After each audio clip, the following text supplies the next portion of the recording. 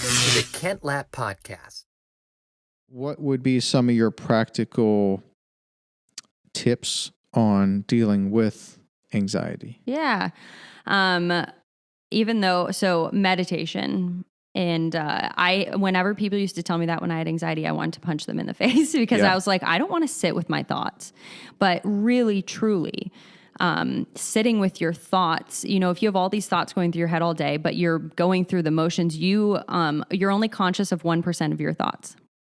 Dang. So if 1% of your thoughts you're conscious of? Yes, correct. That's insane. So if you are, and that was a stat that has been published. So if there's more research that's been published since then, that could be different, but you're not conscious of a lot. So meditation is like the gym for your mind. So you go to the gym every day to strengthen your muscles, but you have to do that with your mind as well. And so allowing meditation, it's the only time that you're still enough to start to listen to what is going on in your head. So you can start to pay attention to what's happening. So then you can take control to change what you're thinking. And meditation can look different to everybody. There's moving meditation. There's literally sitting in silence. There's guided meditation. There are so many ways to meditate, but giving your mind time to slow down and to just be present with yourself and your thoughts. So you can start to slow the space in between your thoughts so you can be more mindful of what's happening in your head and in your life. And so meditation, actually when the pandemic started happening, I actually started offering free meditations. I was doing them Wednesday 2 times a day just because I felt like people needed it. And meditation is really hard to do if you don't know how to do it.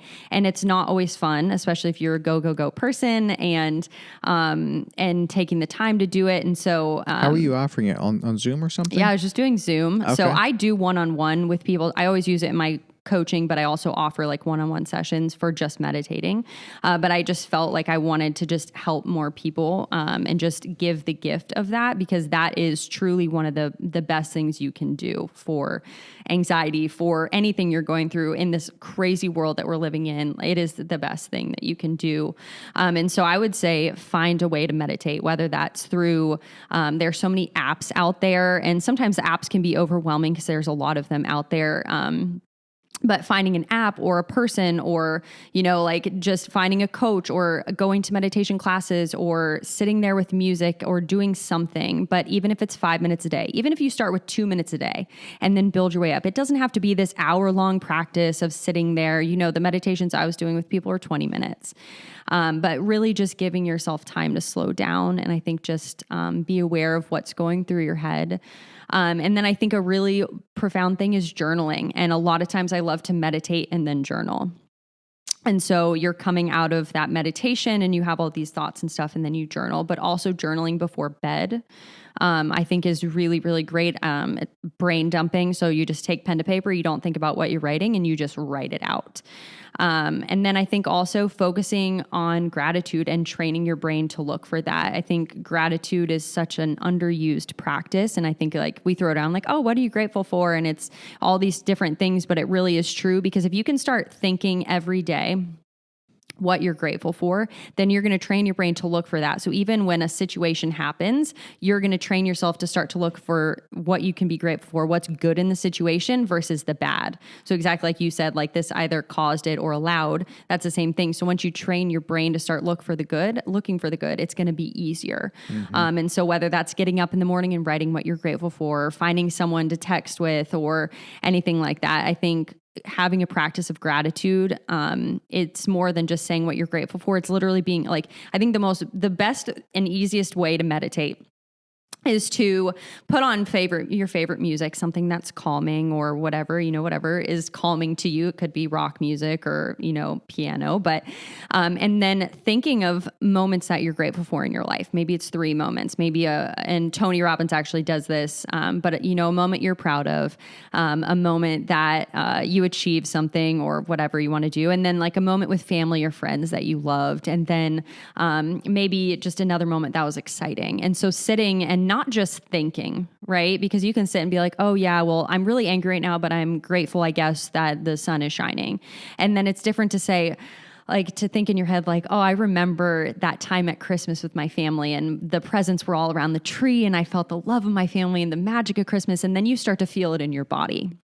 And then you're not only just thinking it, you're embodying this feeling. So then you're switching the chemicals that are pumping through your body. You're totally shifting your state of being. So you're shifting how you then approach the world. And so I think if you're new to meditation or you don't know what to do, either find someone to guide you or start with that. And if you can do that daily, and it doesn't take long, it can take 1 to 5 minutes, and just really practicing, not just thinking, but feeling, because that's where it's different. Because if you're just thinking, then you're still anxious. Because then you're still just stuck in your head. But being able to put feeling into it, that's where it shifts you, and that's where your brain starts to be able to make that change. Do you do any sort of breathing exercises in addition to the meditation then, or do you recommend that as well for anxiety? Absolutely. Breathing is so important. I think even if you don't have anxiety, learning how to use your breath is key. It is total key to life. So when I had anxiety, I really struggled to breathe out. And when you start to feel anxious, you start to suck air in because you're no longer breathing out. And I think that's why those feelings start to come up. And at least I found that true for me. I found that true for a lot of people, and I've read it. But you just don't exhale. You inhale. And so, but sometimes exhaling can be really hard if you feel like you have a lot of tension in your body and you're worked up. And I know when I was having panic attacks, I would be like, am I breathing? Am I holding my breath? I can't breathe. And so I think breathing in through the nose and then having a longer exhale than you inhale, and breathing out like you're breathing through a straw. So you go. Oh, okay. It allows you to take a longer exhale instead of just trying to be like, because your breath is unsteady. So really taking that long exhale and breathing out through a straw just allows you to have a longer exhale. The other breathing that I love is alternate nostril breathing. And if you look it up on YouTube or the internet, you can find it. But you're basically breathing in through one nostril while the other one's covered, breathing out through the other, and then breathing back in and then back out. Interesting. I don't think I've heard much about that. Yeah. So you take one finger, you'll go in for 4, and then exhale out for 6. But then you'll breathe back in through this nostril before you breathe out the other. So you'll go in, out, in, out. What is the science behind that? It's supposed to rebalance your brain, like wake up both sides. Again, I think throughout the day you breathe through one nostril, and so I think then it just starts to switch that back. It opens up both sides, but I think it actually balances and puts oxygen back into both sides. That's of the brain. interesting. There's a ton of science behind it. It just worked for me, and I know it works for other people. So I haven't done like all the research, but it's used in yoga. It's used in a lot of breathing practices, but it's really, really helpful, and it allows you to take longer, deeper breaths. I see. Interesting. Have you looked into the Wim Hof stuff at all? Yes, I have. Okay. Yeah. Do you do any of that? I haven't yet. I haven't gotten there, but I actually just did a little more research into it, and it's probably something I'll try. I'm always up for trying literally anything new, but I haven't done it yet. Yeah, I keep hearing about it. I mean, I've heard about it. I mean, Tim Ferriss has been talking about it for years, I feel like. And wasn't the connection Candace Bruder? Did you find out about me through Pure Sweat? Yeah. And then I found out about you through that as well. And Candace, the founder and owner of Pure Sweat Sauna here in Nashville, went to a Wim Hof clinic of some kind just like a couple of Saturdays ago. Yes, so there's some things in town. Yeah. I just haven't looked into it yet. I feel like my understanding is the Wim Hof breathing stuff is like a little bit more. It's like the major leagues, kind of. Yes, like it's it's intense. It's intense. Yes, He's doing it. He's taking it seriously. So I would like to look into it a little bit more as well. Yeah. For the person that is stuck, numb, knows that this is no life to live, knows they want to get out of it, but also just feels like that this feels like knowing as well. Just kind of know that they can't, like feel like they can't. They're stuck. They can't go anywhere. It's always going to be this way. What are your thoughts on helping them get unstuck? Yeah, that's a loaded question. I feel like depending on where they're at, different levels, I would say start meditating and journaling. I think on your own, those things alone can help so much. Even if you don't know and you don't know the purpose, just starting to do that and starting a practice that's going to move you forward can help. And I would, you can read all the books, and like if people are in a dark spot, like find a book, find anything to start with. If it doesn't resonate, stop and find something else. I think one of the best things that you can do is, even if you don't feel like you can get out, find something that's going to give you that. Maybe it's a song you listen to every day. Like music is so important. There's actually a show that I just watched called Zoe's Extraordinary Playlist. And it's one of the most profound shows because they add music through it. And I think music is so important. So maybe you don't feel like you can get up in the morning or do something you don't know how to break through. Like find that one song that maybe you listened to when you're 10 years old and it just puts you in that like zone. Because even if it doesn't feel like it's helping, it's helping. And I think like, even if you're meditating, it doesn't feel like you're helping or it doesn't feel good, that's fine. Short term, where it's not going to feel good at first because it's different than what you've been doing. But if you can just do something and keep trying things and keep trying until you're going to find your way out, you will find your way out. You just have to find what helps. And so I obviously would always recommend getting a coach of any sort. Find someone that resonates with you, that has a story, and find that, because having help is so helpful, especially someone that's outside of maybe your inner circle. But I think even beyond that, like you can do it. You can do it yourself. You just have to build up the strength to know that you can do it.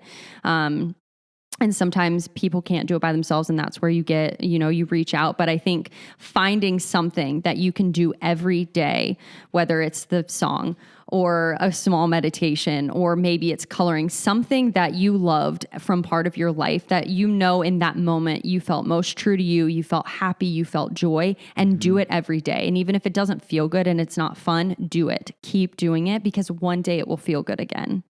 And I think, you just have to do things that move you forward. And if you're trying something and it doesn't work, don't give up. Just try something else and keep pushing through, because I think that's where maybe I've gotten stuck in the past, and I see a lot of clients get stuck, is that they'll try a bunch of things that don't work, but you have to stick with something long enough. It's just like people who go on a diet for a couple of weeks, like that's not going to work. You're going to gain the weight back. So it has to be a lifestyle. So and getting true with like, is this actually not working, or am I the one that's not doing it full out, so it's not working because of that? And so I think you just have to do something each day that's just going to encourage you. And I find that music is huge for me. And so if you can't meditate, sit and listen to your favorite song, jam it out. If you're feeling, one thing that I love to do is you have to move your body. So Tony talks about this, and there's actually 3 things. So it's your physiology, it's going to be your focus, and then it's the language that you use. And so moving your body, right? When you are anxious or angry, you hold your body in a certain way. Like when I was anxious, my shoulders were rolled forward. I was constantly fidgeting. I think about like if someone's angry, like they're going to hold themselves different. But so you got to use your body in a way that's going to serve you. And so dance, want to put on a song, even if it's a song that isn't the happiest song, but you can yell and you can dance and you move your body, move that energy out of you. So then you can start to look at what am I focusing on, right? Because if you're anxious, it's because you're focusing on something that's not going right, or that you don't like, or that you don't know what to do with, or that you're worried about.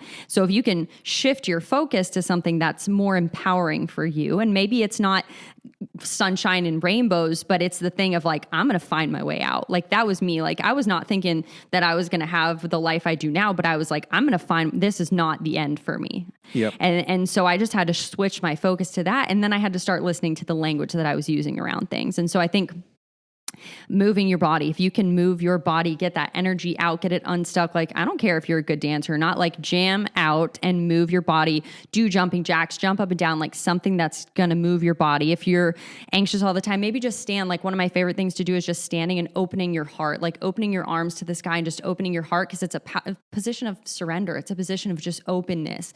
And so if you can use your body in a way that's going to serve you, that's going to help so much, because everything we do is just meeting a need. Like we all have these 6 human needs, and everything we do is meeting them. It's part of who we are as humans. And so if you can figure out, am I meeting this need in a positive or a negative way?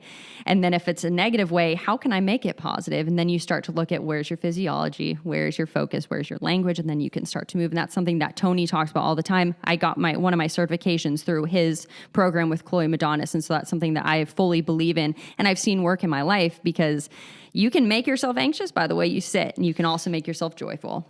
Yeah. The state of your body affects your brain.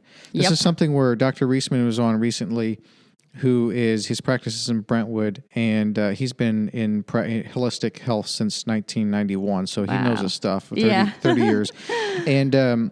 And I asked him, I think it was twice throughout the course of that conversation, I kind of alluded to like, is this now psychological or physiological? And like he was like kind of confused at the question the first time, because to him we are one. We Yep. are one being. We're one Yep. human. It's not like, oh, that's just a mental thing. That's not going to affect your body, or no, how your body is doesn't affect your mind. No, it's all one. So how you handle yourself, how you carry yourself does affect your mind, and then it also affects how other people perceive you, Yep. which affects how your interactions go with those people, Yep. which affects how you feel, which carries over into how you conduct yourself in future engagements with future people. I mean, it really does. Yep. It really does all tie together for sure.